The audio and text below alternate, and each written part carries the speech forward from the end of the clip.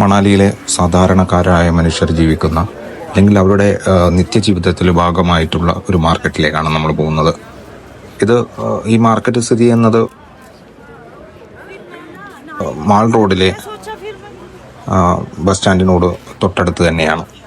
ഈ വഴിയിലൂടെ നമ്മൾ നേരെ കടന്നു ചെല്ലുന്നത് ബിയാസ് നദീ തീരത്തെയാണ്. നമുക്കറിയാം, ബിയാസ് നദീ തീരത്താണ് ഈ മണാലി പട്ടണം സ്ഥിതി ചെയ്യുന്നത്. കുളു ഡിസ്ട്രിക്റ്റിലാണ് മണാലി എന്നും നമുക്കറിയാവുന്ന ഒരു കാര്യമാണ്. നമ്മൾ ഈ വഴിയിലൂടെ നമ്മൾ മുന്നോട്ട് വരുമ്പോൾ നമ്മൾ കാണുന്നത് ഇരുഭാഗത്തും നമ്മളെ വരവേറ്റ് കച്ചവടക്കാർ നിൽക്കുന്നു.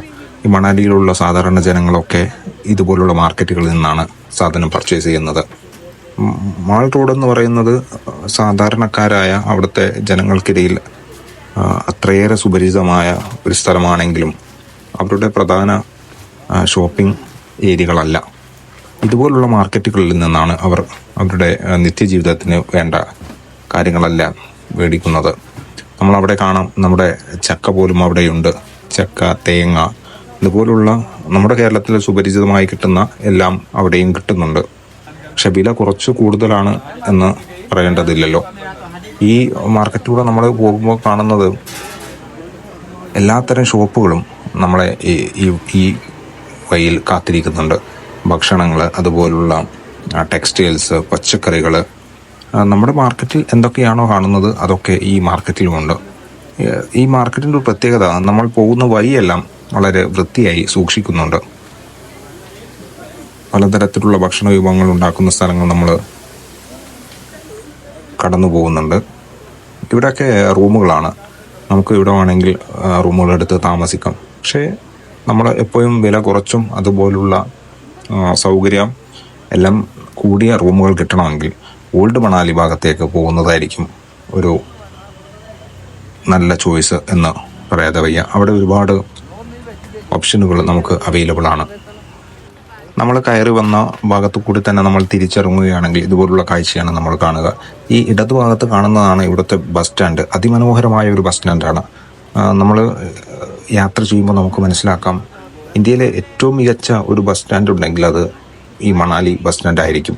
ഇവിടുത്തെ പ്രൈവറ്റ് ബസ് സ്റ്റാൻഡ് നമ്മൾ കാണുന്നത് മാൾ റോഡിലൂടെ നേരെ പോകുന്നത് പ്രൈവറ്റ് ബസ് സ്റ്റാൻഡിലേക്കാണ്. നമ്മൾ ഡൽഹിയിൽ നിന്നൊക്കെ വാഹനം എടുത്ത് വരുന്ന ആളുകളാണെങ്കിൽ നമ്മൾ ആദ്യം പോകുന്നത് പ്രൈവറ്റ് ബസ് സ്റ്റാൻഡിലാണ് അവർ ബസ് ഒതുക്കുന്നത്. അവിടെ നിന്ന് ഇവിടേക്ക് ഓട്ടോ പിടിച്ചോ അല്ലെങ്കിൽ നടന്നോ ഒക്കെ വരേണ്ടതായിട്ടുണ്ട്. ഇപ്പോൾ നമ്മൾ വന്ന വഴിയിലൂടെ തന്നെ തിരിച്ചിറങ്ങുകയാണെങ്കിൽ ഇങ്ങനെയാണ് ഇറങ്ങുന്നത്. പക്ഷേ ഇത് നേരെ നമുക്ക് ബിയാസ് നദീ തീരത്തേക്ക് പോകേണ്ടതായിട്ടുണ്ട്. അവിടെ കുറച്ച് കാര്യങ്ങൾ നമുക്ക് കാണേണ്ടതായിട്ടുണ്ട്. അവിടുത്തെ മറ്റൊരു ഗല്ലിയിൽ കൂടി പുറത്തിറങ്ങുമ്പോൾ നമ്മൾ കാണുന്നൊരു മാർക്കറ്റ് ഇങ്ങനെയാണ്. ഇതൊക്കെ അതിനുള്ളിലുള്ള ഒരുപാട് ഗല്ലികളിലൂടെ നമുക്ക് കയറി ഇറങ്ങുമ്പോൾ കാണുന്ന കാഴ്ചകളാണ്. നമ്മുടെ വാഹനം പാർക്ക് ചെയ്തിരിക്കുന്നത് ഈ ഇടവഴികളിലൂടെ നമ്മൾ കടന്നു ചെല്ലുന്ന ബിയാസ് നദീ തീരത്താണ്. അവിടെ പാർക്കിങ്ങിനായിട്ട് ഒരുപാട് സ്ഥലങ്ങളുണ്ട്. അതും ഒരു മെയിൻ റോഡ് തന്നെയാണ്. നമുക്കറിയാം, മണാലി എന്ന ആദ്യകാലത്ത് ലഡാക്കിലേക്കുള്ള പാത അവർ കൃത്യമായി ഉപയോഗിച്ചിരുന്നു. കച്ചവട സാധനങ്ങളൊക്കെ കൊണ്ടുപോയിരുന്നത്, അല്ലെങ്കിൽ പ്രധാനമായും അവർ എത്തിച്ചേർന്നിരുന്നത് ഇതുവഴിയാണ്. ലഡാക്കിലേക്ക് ഇവിടുന്ന് അധിക ദൂരമില്ല.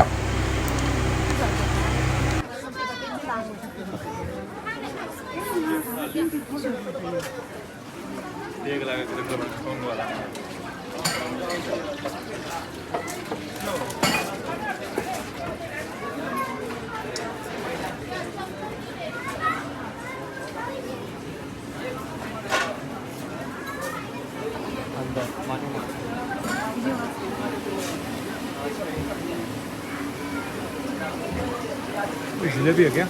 जिलेबी है।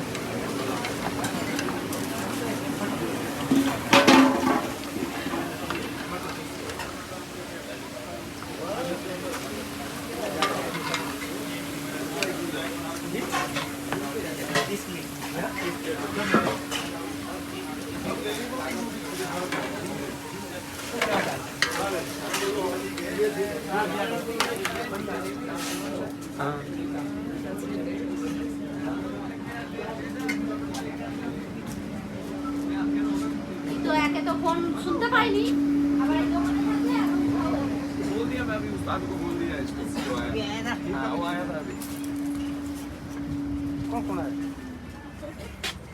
भैया नारियल कितने हैं? नारियल 50 का पीस। एक पीस। ज़्यादा लेंगे 45 पड़ेगा।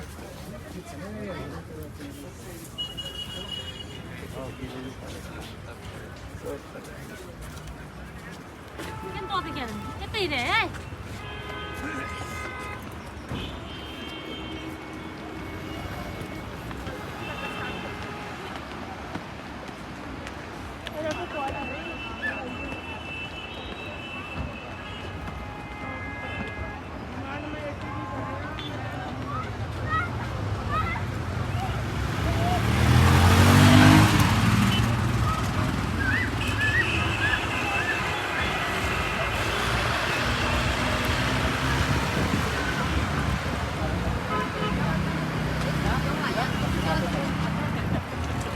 Jada ke ada lagi ya. बच्चे काटो।